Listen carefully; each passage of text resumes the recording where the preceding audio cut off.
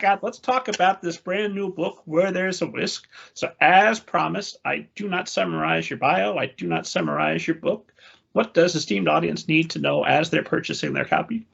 So Where There's a Whisk is a mostly fun and lighthearted story about a girl from the Florida Panhandle who has been dealt a pretty rough life. She's got some skeletons in her closet. Her dad's in jail. Her mom is, so despondent because dad's in jail that she loses her business. They have to move in with her aunt.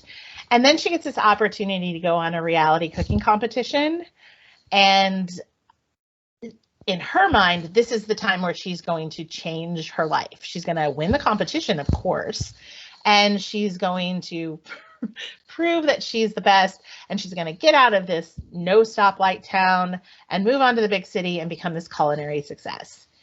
And along the way, she finds out that reality television isn't as real as some people might think it is. By not as real as some people think it is, you mean that it is scripted and she's essentially asked to... Is it spoiler if I say that? No, I said that. So with reality television, it is scripted. Like, there is some scripting to it. Not everything is word for word scripted, but the producers are wanting drama. The producers are wanting action. And especially when you're dealing with teenagers and you're wanting to get like the foodie crowd, but you're also wanting to get the YA crowd.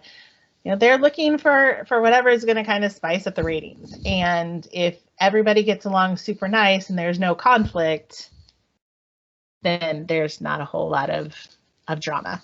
So that was the challenge for Peyton, because she just wanted to come in, do her job, prove that she was awesome. Part of the problem is she's not the best cook that's there. So she has to figure out how to stay in the competition. And one of the routes that was proposed to her is, hey, play this role and we'll let you stay around longer. If you give us some drama, if you are involved in some of these side stories, we'll keep you around. And so it became this question of how much was she willing to give up of her dream of starting over in order to stick around. So who is the ideal reader for this story? I think anybody who likes reality television, I think would enjoy the show. I did do a lot of research about what it's like to be backstage at especially cooking competitions. And I really tried to build that into that. I think anyone who likes light, fun romance would enjoy this. Anyone who's just finished like a really dark, deep trilogy and needs something to just kind of lighten their aura would probably enjoy this. It's a fun kind of beachy read. It's set in the summer. It's set in New York City. There's a lot of scenes that take place around the city. And it just really, hopefully people will think it is that kind of summer breezy read. And I have an absolute duty to mention that for esteemed audience who is going to get their copy of Where There's a Whisk, and that's how they're going to spend their weekend, and then their appetite is going to be set, and they're going to say, I want another book about a cooking reality show. They should also check out previous guest Chris Negron, who's on episode 131, and his book Super Chef. And the reason it's one, we all love Chris Negron, we want to promote his stuff, but two, I mentioned your book when we talked about his, and so well, fair's fair. I gotta make sure. That is fine. I think, anyone who likes cooking, there's a lot of cooking in this book. So, well, let's talk a little bit about the research you've got to do, because Peyton's not in a small Indiana town. She's in Florida. Then you've got to figure out a little bit about New York City, and then you've got to do research about reality television, recipes. How do you go about doing that and make sure that you're giving us an authentic view of what a reality show would be? Well, so even though I live in Indiana now, I actually grew up in South Florida. So I know the difference between the Panhandle area and Southern Florida. There is a big difference. In Southern Florida, you are not Southern. In Northern Florida, near that Panhandle, you are still Southern. And that was kind of a distinction that is joked about in the book, especially at the beginning. But so the Florida part was kind of easy. The cooking stuff, not so much. I probably watched every episode of every show that has ever been on Food Network. I have watched so many shows like like Julie and Juliet, or Juliet and Julia. I don't remember how it goes, but any show about that. But one of the things that was really important to me was to get as good of a sense of what it was like to be behind the scenes on these shows. And so again, it was a lot of watching video of outtakes and bloopers, and Alton Brown has a behind the scenes in the restaurant business, or in the reality shows that they do. He has some behind the scenes stuff that's available. Watching a lot of the kitchen nightmares, because they're actually in the kitchen showing people screwing up, showing people doing well. So a lot of reality television.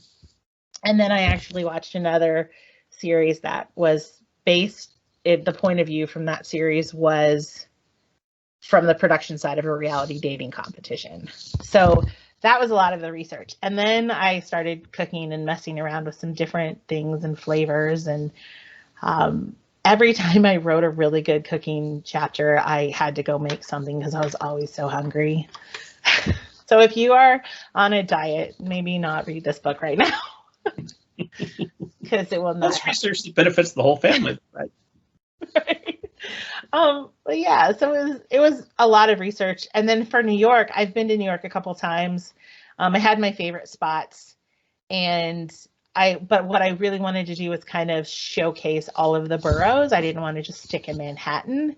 So Staten Island, we kind of see the Statue of Liberty, and we go to the Bronx Zoo. And so I wanted to kind of highlight some of the things, and not everything that's famous. Like one of my favorite scenes to write is a food truck competition, because when you go to New York, there's so many vendors on the streets for food, whether it's a cart or a truck, and you can get some amazing food and not even go more than 100 feet, because they're just all right there together in some places. So I wanted to kind of highlight those things. And then of course, Broadway, because I'm a huge musical person and we had to hit Broadway. What's your favorite musical? So I love Hamilton, but right now I'm kind of obsessed with Six, the musical, which is about the 6 wives of Henry VIII. And it's it's just kind of this historical dramedy. It is kind of a dramedy set to music, but they're all kind of like punk rocker chicks, and they tell the story of their lives through just some really bad kick butt music. So kind of obsessed with it. So it's like one of those long-term goals at some point to convert one of your novels into a musical that you could go and attend the premiere and all that. I mean, Heather's got a musical, so anything is possible.